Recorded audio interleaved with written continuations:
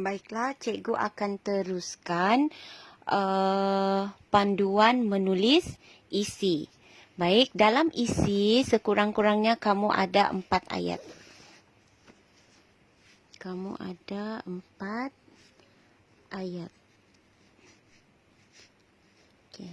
Apa ayat yang perlu ada dalam isi ialah yang pertama ayat topik iaitu menerangkan isi, yang kedua ayat huraian menghuraikan isi, yang ketiga ayat contoh menyatakan contoh berkaitan isi, dan yang keempat ayat penegasan iaitu menegaskan isi.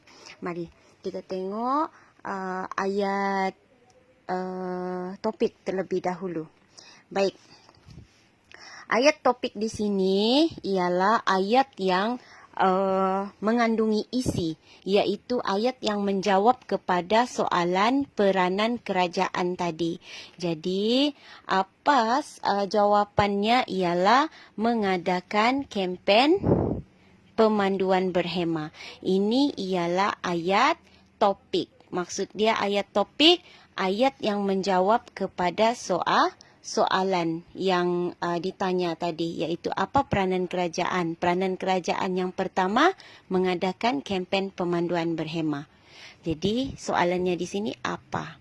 Okey, jawapannya kempen pemanduan berhema. Seterusnya ialah ayat huraian.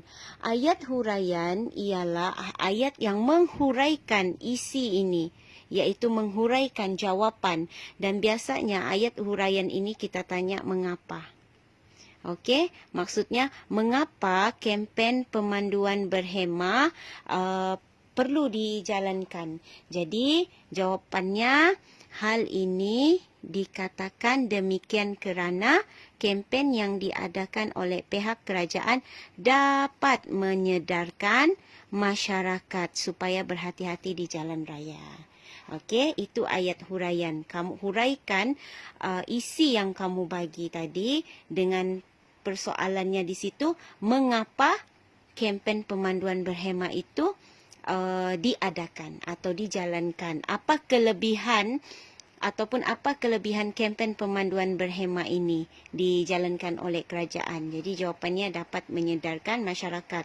Maksudnya di sini cara senang untuk kamu atau cara mudah untuk kamu membuat isi, kamu tanya soalan. Jadi jawapan dia kamu tulis. Okey, dalam karangan. Kemudian ayat contoh. Ayat contoh ialah contoh kepada isi dan huraian tadi. Okey, sebagai contoh, kerajaan mengadakan kempen melalui surat khabar, di mana contoh ini perlu bertepatan dengan isi yang kamu bagi, iaitu kempen. Jadi, kamu nyatakan apa contoh-contoh ataupun apa contoh kempen ini dijalankan, okey, melalui surat khabar, papan tanda, media massa dan sebagainya. Kalau contoh, lebih baik kamu bagi 3, sekurang-kurangnya 3 contoh. Dan akhir sekali ialah ayat penegasan. Jadi tegasnya, ayat penegasan ini maksud dia kamu sokong isi yang ini. Isi ayat topik yang kamu bagi. Kamu sokong kempen pemanduan berhema ni adalah yang terbaik untuk mengurangkan kadar kemalangan jalan raya. Jadi tegasnya kempen yang diadakan ini membantu mengurangkan kadar kemalangan. Okey. Selain tegasnya, kamu boleh guna juga perkataan justru ataupun tegasnya di sini.